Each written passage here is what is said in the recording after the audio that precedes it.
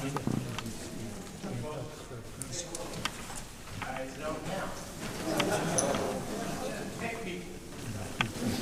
how about if we do this?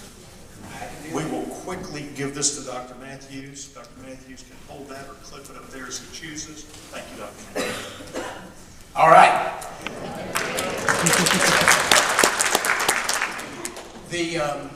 I can tell you in Washington for the last month and a half, there was talk continually of the Speaker of the House, Nancy Pelosi, wanting to have a vote on the health care bill before the Easter recess because she did not want Democrats going back to their constituents and hearing from them over the Easter recess about what they should do with this bill. Well, there were 212 no votes on the bill led by Congressman Sessions, and they have no problem coming back and meeting with their constituents.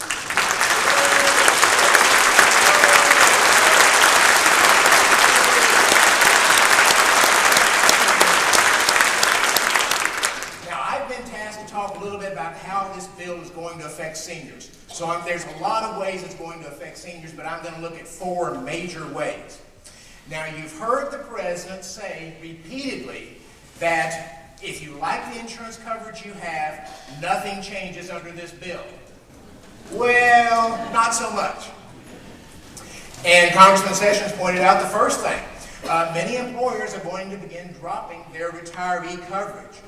AT&T has announced it, several other employers have announced it. The backstory here is that when Congress passed the Medicare prescription drug benefit in 2003, there was a concern. If they started providing prescription drugs for seniors, lots of seniors had retiree health benefits that they got their prescription drug coverage through their employers. And the Republican Congress did not want to see those employers dropping that coverage, especially if it's being paid for in the private sector.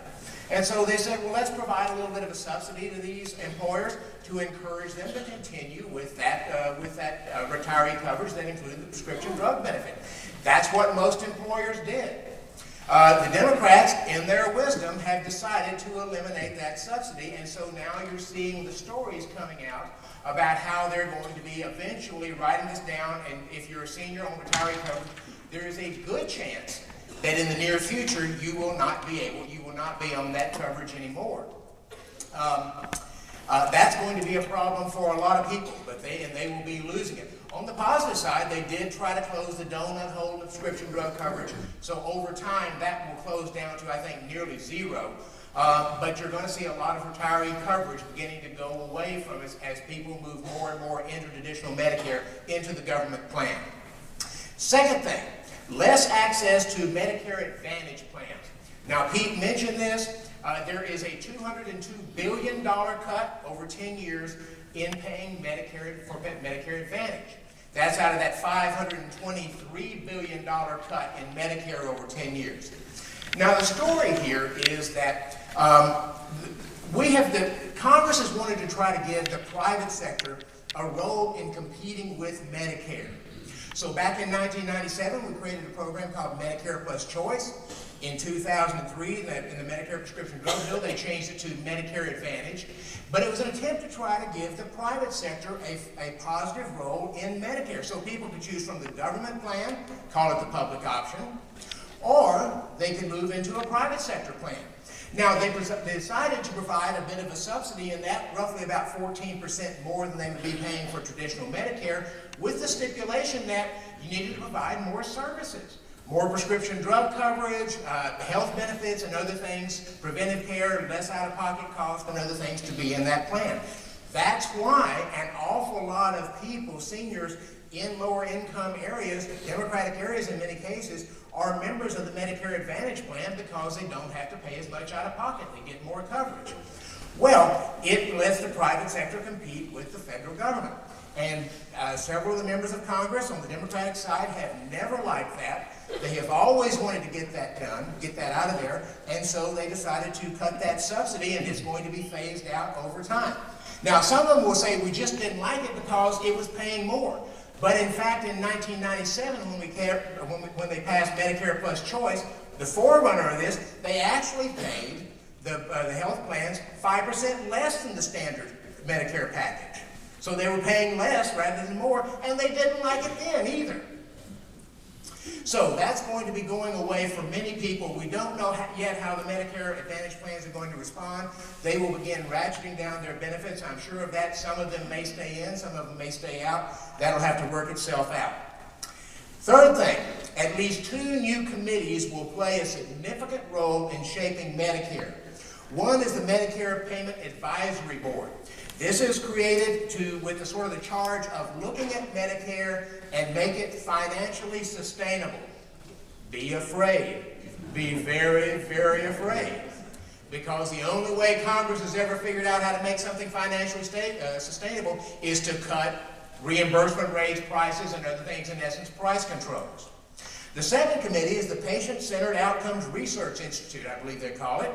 This is that comparative effectiveness research thing that they've been talking about, where you're going to have a panel, 15 members, that are going to be looking over things and trying to decide, does this work as well as this procedure? Does this drug work as well as this drug? Are we going to pay for this drug and not that drug?